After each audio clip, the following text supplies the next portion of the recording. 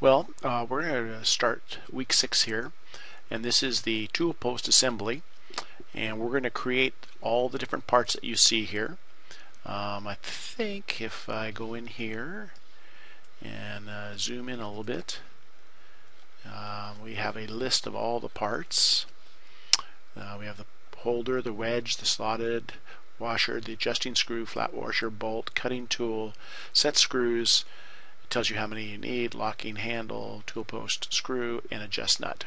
So we're going to be building those, and we're going to start out here with the adjusting nut, on which we're going to put a knurl, which is not a true knurl, but it's a photo representation, but we will show you how to do that. So okay, so we're going to go. This is really important. This is very, very important. This is a project that we are going to build. Okay, so we are going. Okay, and we are going to start new, and it's going to be a vault project. Okay, and it's going to be called the tool post. The tool post, and we're going to go finish, okay, and apply. So we are now in the tool post project. Done.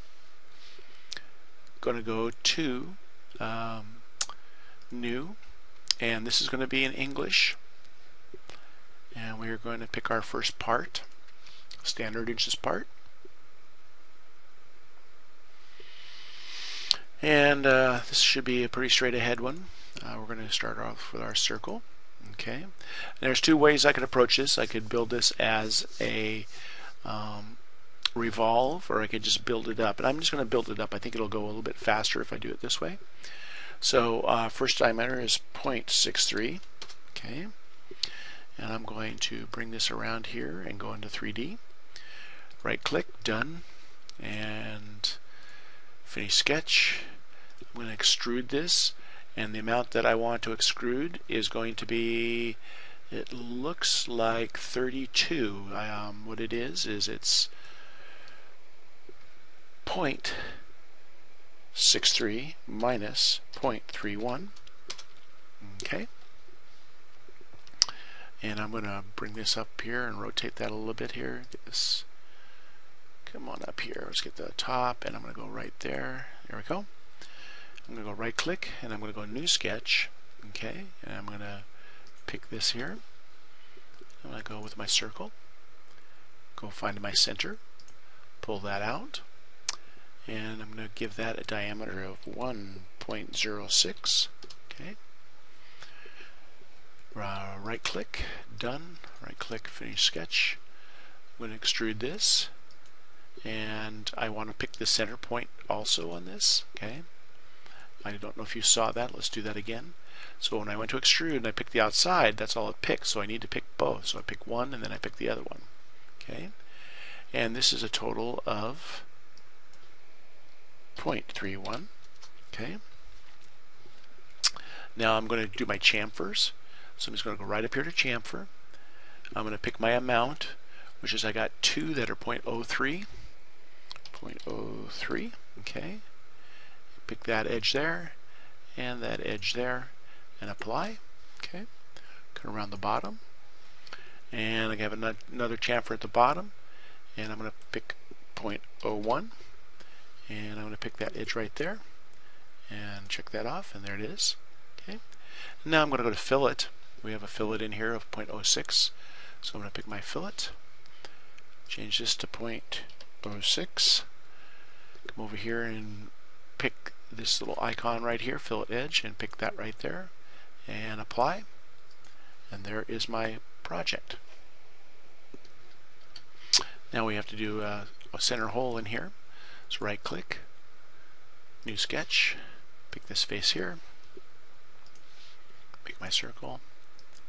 Now this is one we need to change, and I don't want to do a circle here. I want to do a point, because this is a piece that we want to thread. Okay, so I'm going to bring this around here.